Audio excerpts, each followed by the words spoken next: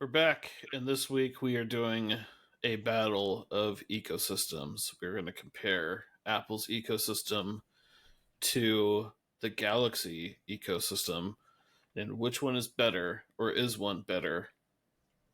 We're going to Or talk should about you it. switch? Should you So stay in your? should you, which walled garden should you stay in, or should you be in a walled garden? I don't know. I don't have answers. I'm not sure we're going to figure that out, but we're going to try to make sense of it. So, I've admitted before that I own Apple stuff. I'm well within the Apple ecosystem. Brandon, you are not, or at least you try to avoid it. Always been Android. Always Android. So we should have a pretty good view of both sides here. Um, So the big thing about these ecosystems is, so for anyone who doesn't understand what the ecosystem is, the ecosystem is the integration of different technology and their software and how they work well together or don't work well together. So how your computer will talk to your phone and your tablet, to things like to your earbuds, watches, Apple Vision, um, would be included into that, I guess. To smart devices, the Galaxy ecosystem goes beyond just consumer electronics. They go into smart home stuff and kitchen appliances, and it can be pretty crazy how large Samsung's ecosystem actually is. Um, but is one better than the other? Uh, should you leave one for another? Um, I don't know. Do you want me to start off with what Apple has to offer? Yeah, you started us off with that. Tell us how great Apple. Perfect. Okay. So Apple, once you're into the system, everything is really seamless when it comes to all of your devices talking to each other. It can start as soon as you open up your uh,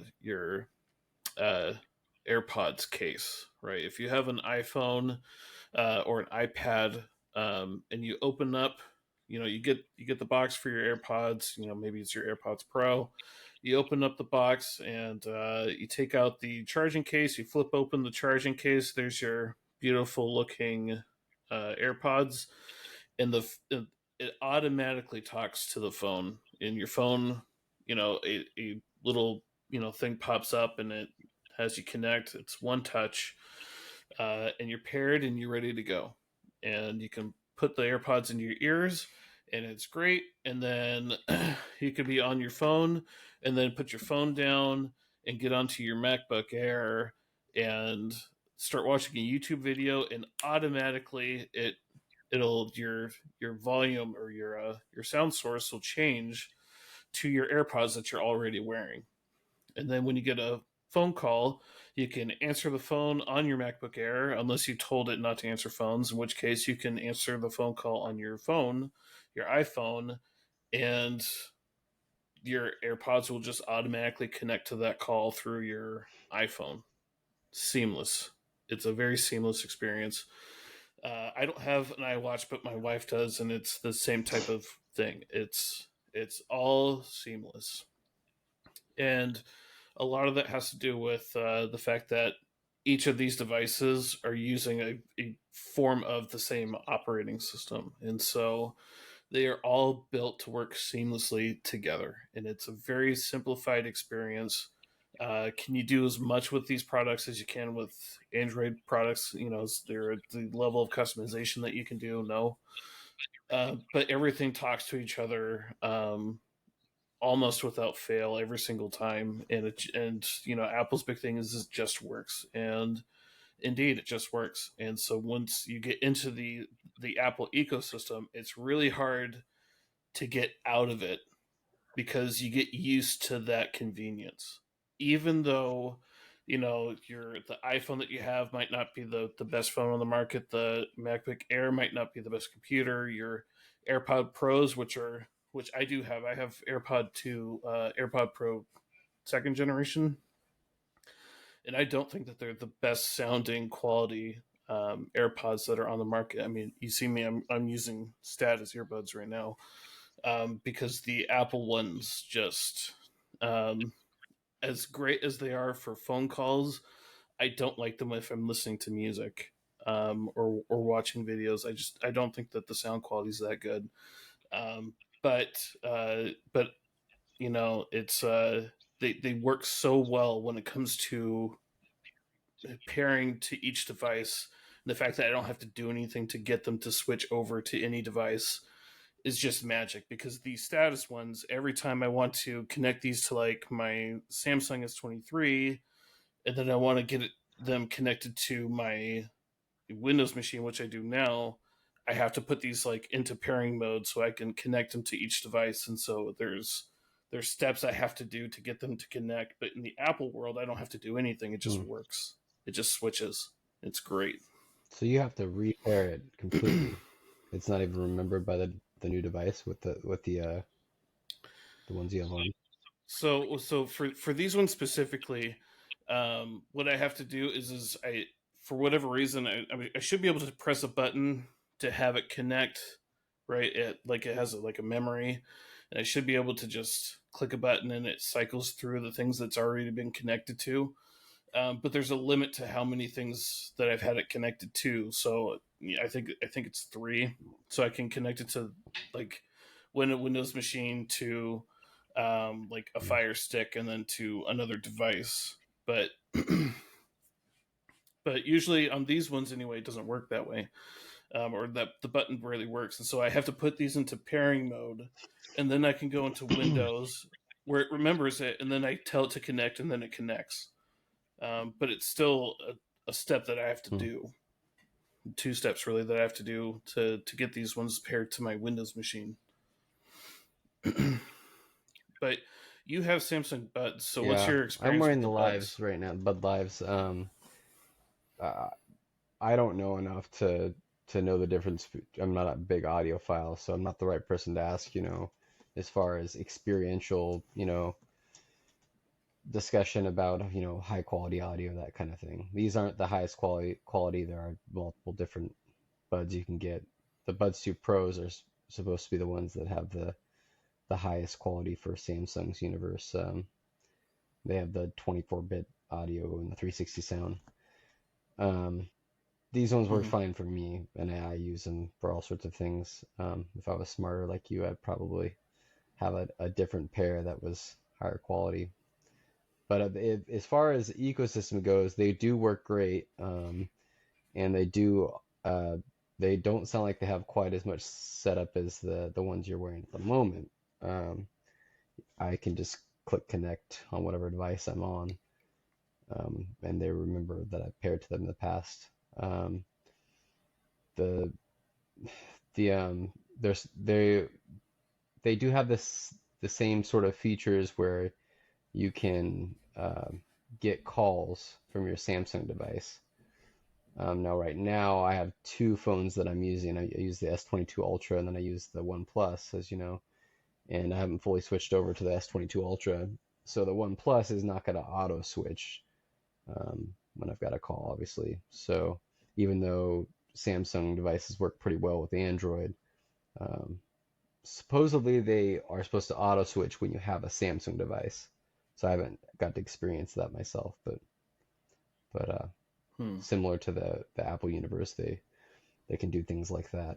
Um, yeah, you said something. You got close to kind of ruining or spoiling our our conclusion, but I'll go ahead and finish off the spoil and say that, I think, but with both, there are some slight differences with Apple and Samsung and some of the benefits.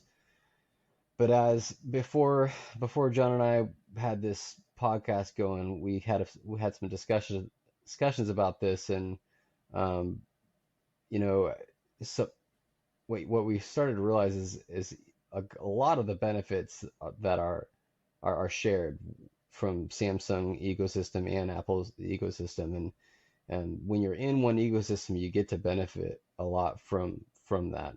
And it's very difficult to mix and match an either of them. Even though I will say that Samsung has some more flexibility. One of those things that I wanted to mention is that Samsung has a lot of partners with a lot of other ecosystems with Windows, and with Google, and this sort of thing. It works really well with Android devices, and I think that Apple's system is a little more closed in that way, works well with itself, and that's it.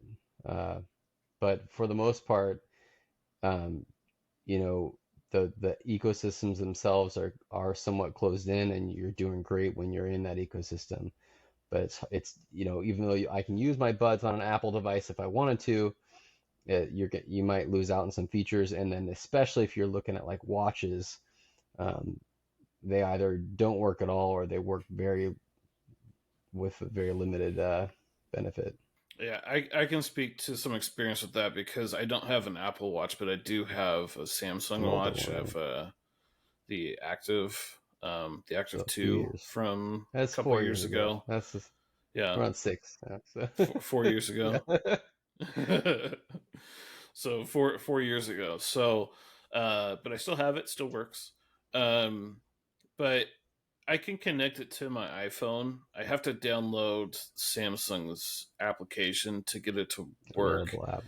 Um, to at least pair the two, and I could like read my text messages on it. Um, you know, but beyond that, I don't get many of the features that I get. Um, like it's connected through the Yeah. S23 Plus that I have. Um, Getting the two to talk to the S23 is much simpler. Now, granted, so Samsung uses applications or tweaks to operating systems to get their ecosystem to work together, which is both a strength and a flaw in my opinion. It's a strength in that they can add much more to their ecosystem. And you mentioned partnership with Google through with their Android, also with Microsoft and Windows, so they can integrate more than just their own physical products. Not to mention they have more of their own products, right? They have a lot more, Galaxy phones that you can choose from to do this. But everything is app driven, especially when it comes to the accessories. And so with my watch, as I'm giving the example, I still have to open up the Galaxy Gear application on my phone to get the two to connect. But once they connect, it's a seamless experience, and they want to connect to each other. And I can get notifications regarding the watch through the phone, so like software updates or anything like that. It makes changing anything and adjusting anything and customizing it. It's a much better experience on the Samsung device than it is on the iPhone. On the other hand, if I just bought an iWatch, I would get that experience with Apple, right? It'd be that seamless if I had an Apple Watch. So, um, I was really thinking that we were gonna go through this exercise today, and I was gonna be very much a Apple ecosystem is better, even though it's more walled off. But to be honest with you, I'm not sure it actually is better. I do think that the devices within the system function better. At least the communication with each other is a much more simplified experience with Apple. But it doesn't necessarily mean it's a better experience. Would you agree with that? You're the Samsung guy, and I'm an Apple Yeah. guy. So why I'll pose this question on you. Why should I change? Because I already Right. have the S23 Plus. Why should I Yeah. integrate all And my stuff over my response would to be, Samsung? I'll tell you a couple of stories. I see in my line of work, I see people looking at the folding device, the Flip and the Fold, around Flip 5 and Fold 5 now. all day. iPhone people come up to it all day, and uh, you know, I would say that's probably the most common reason for a Samsung. I've said in the past on this podcast for an iPhone user to switch to Samsung, but a lot more of them are looky-loos than not, and it's exactly because of this. Is they reckon customers recognize, and we all recognize that that's a difficult switch. It's usually you have not just your own ecosystem that you are very heavily embedded in with devices wise, but then you have family that are embedded into that as well, and there's all sorts of complications and Hmm. ramifications there, um, and we can go into some of that. So it's difficult. I would say it's not, as now I have to say I've pretty much used Android. Now I've done repairs on Apple, and I know about Apple. Um, my wife has an Apple device, I'll admit. So, you know, but you've actually used both. You have an S23 uh, and Apple, so you have a few Hmm. more things to say about the ecosystem. Although I would say, how many, I think you have PC and Mac, but how many Android, devices do I don't know that you're heavily embedded into the Samsung ecosystem enough to really compare it to an Apple ecosystem. That's part, I would say it's probably part of why you say the Apple ecosystem is so great, is because you have a lot of those devices and are comfortable with it. I would agree with So, that. Yeah. So a lot of that has to do with my previous experiences with well, you Samsung. didn't have go ahead. So the S23 Plus is the best Samsung phone that I've ever owned or have put my hands on. So previous to that, my personal experience, so not professional experience, just personal experience of owning other Samsung stuff has been, Galaxy S3 and S4 and the Charge. I mean, this is going back a decade plus at this point.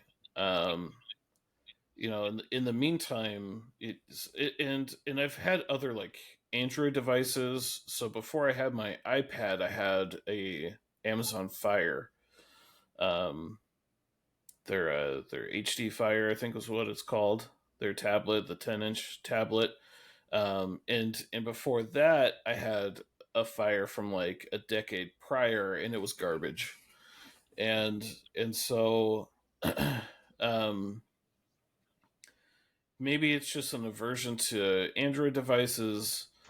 Um, but I mean, at the same time, I will tell you that the number one reason why I've stuck with Apple isn't because I'm in the ecosystem or willing or not willing to jump from that ecosystem. It's because my Mhm. wife has an Apple device and we have kids, and when she wants to send me photos, it's so seamless and easy through iMessage, and her entire Yeah. family also has iPhones, and so when I got my OnePlus a couple years ago and I tried to switch permanently over to that irritated her. It caused fights. It was tearing apart our marriage solely because I didn't have iMessage. So, so yeah, and it's the same. uh, As I said, our conclusion is it's the same in both camps. And all the devices you purchase as a Samsung user or as an Apple user, it gets really difficult to consider swapping over, even if you think maybe there's some good benefit to it, right? Um, Now, I do have a mhm. few I wanted to share, unless you want to go with a different direction here first. I wanted to share some tips to promote Samsung here. Um, Now, this doesn't change the conclusion. It's difficult to switch over or to have oh two two spouses to have people on opposite ends of the fence here and have a healthy marriage. but but um but with that said, a couple of things you can do that you might not know about. First one is Quick Share from a Samsung device. Now this is restricted because you're gonna be using this generally when you're near someone. um, you can quick share a picture or an image or a file that's going to and you're going to when you quick share it rather than send it in a message, as you all know, most of you should know that I assume that when you send a message from a Samsung device to an Apple device, you're losing all that quality. And you know, if you don't know Hmm. that, you might just think Samsung devices are terrible and why do they take such poor pictures? But wherever you're at, if you're close to someone and you quick share it instead of sending it in some sort of message, that Samsung device is going to help. You're going to retain the image quality. So that's a little tip, and it's really easy to do. Another one is that you can send a FaceTime link from an Apple device to an Android device. Not a lot of people know that. I only recently, yeah, Yeah, I that's think it fairly was an new. I think. I iOS think update, that was right? part of last year's Yeah, so iOS that's update. kind of cool. Yeah. It'll you can't initiate it from an Android device, but it's something you can do now that helps if you have an Android device and want to do a FaceTime. The iOS user sends the link, and you can now FaceTime with an Android device. So that's pretty cool.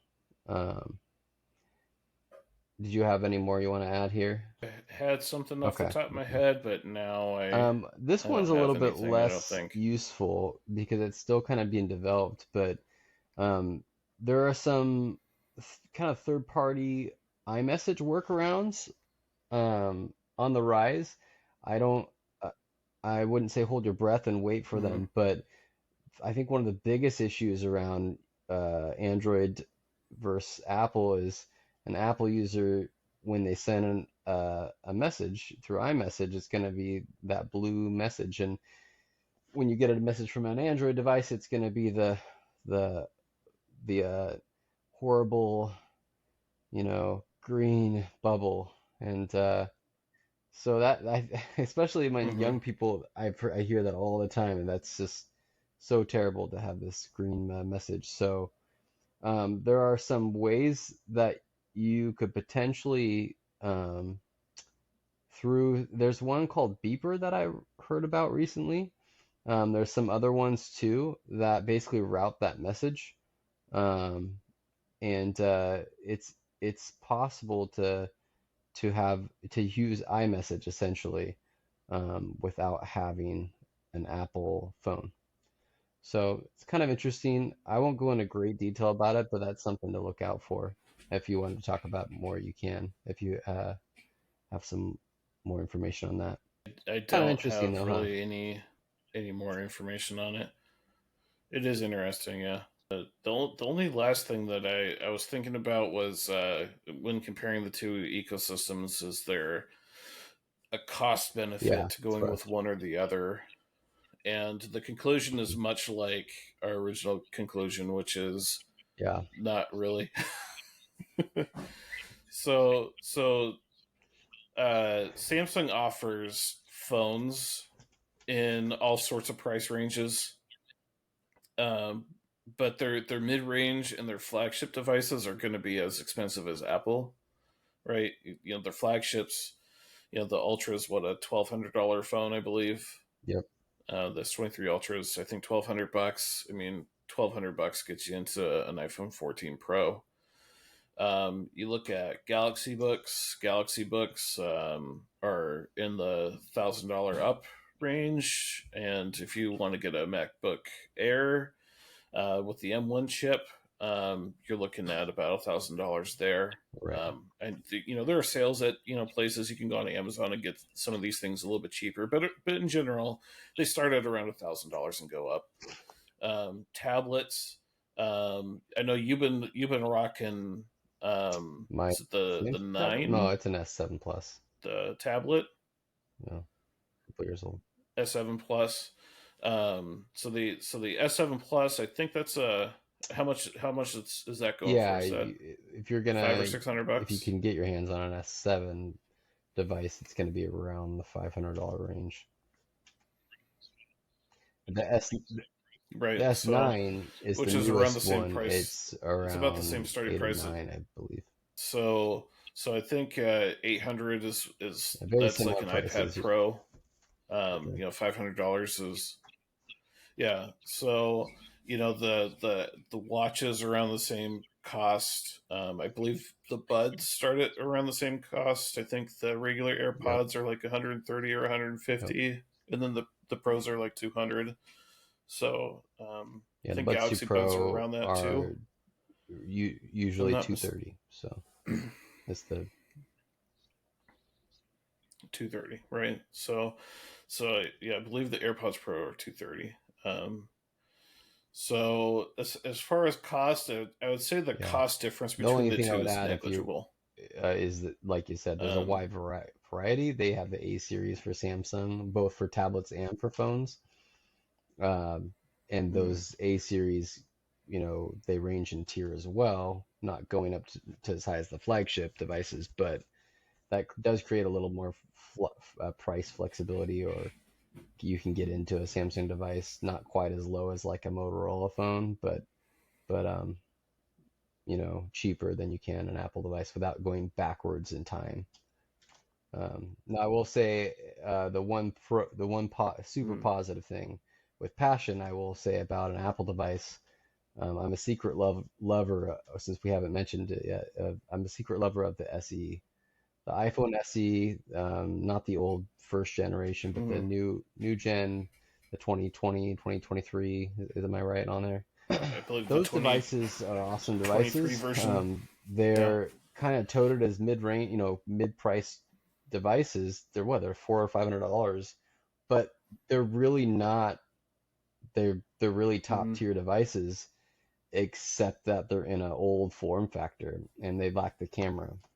Um, but uh, but yeah, it's a hmm. great device that doesn't really exist in Yeah. the Samsung. You have to go high A tier to um, or low S tier, I suppose, to have a kind of a similar device in Samsung. Apple does value like backwards from like all the other companies with the SE specifically, right? So you take the form factor from Yeah, 2013, with the right?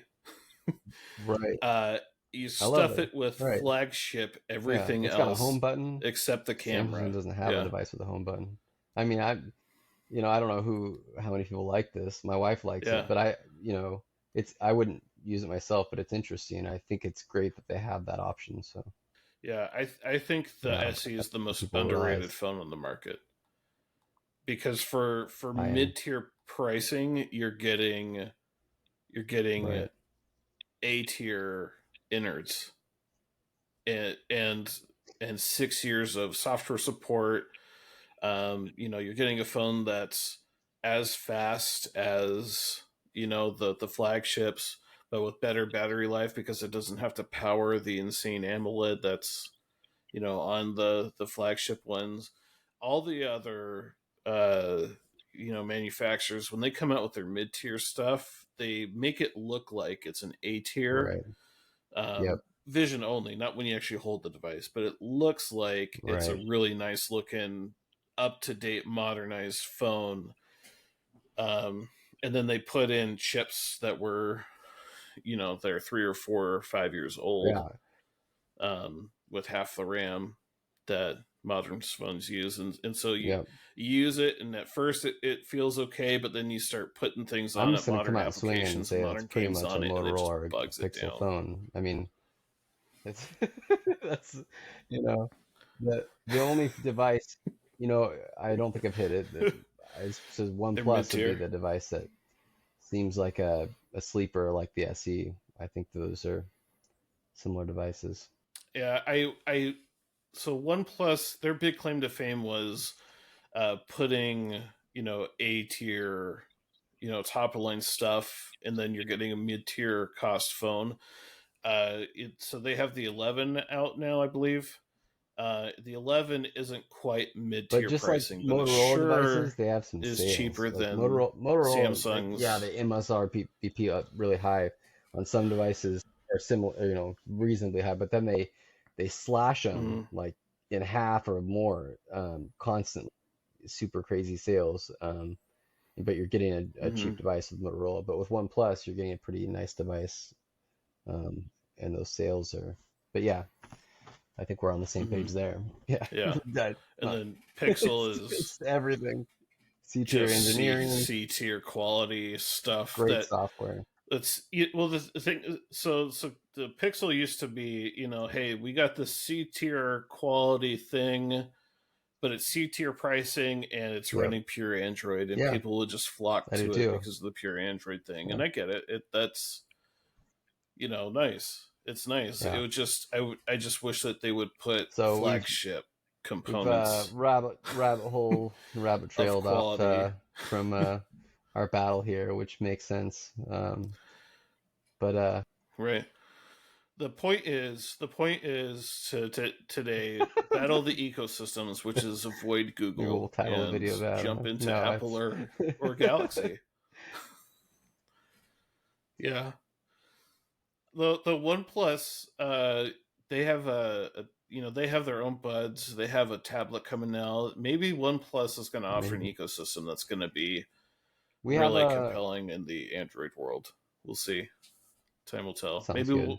we'll revisit Um, this in a we have year a or two. couple already planned podcasts coming up. You want to introduce some of that for us? Okay, Well, I sounds good. know of the next one. I'll introduce the next one. So, next week, Apple is doing their big announcement. We're expecting the iPhone 15 announcement, and they'll probably have other things. But that's a week from tomorrow, I believe. We're recording this on the 4th. So our next big topic is going to be on Apple, the new products, and where we see them going in the future, and we're probably going to sprinkle in a little bit of politics in that too, especially if they're gonna be integrating USB C into the iPhone 15. So stay tuned. Yeah, well, we don't Do we have have one after anything that, for Brandon? sure planned, but trying to find my notes here to see. We have a couple of potential ideas. So, do you remember what the I don't have it my notes here on it, but uh, but yeah, stay tuned for that too, I suppose. Stay tuned for All we right. don't know. Apple Apple coming up next. All right. Thanks for listening or watching.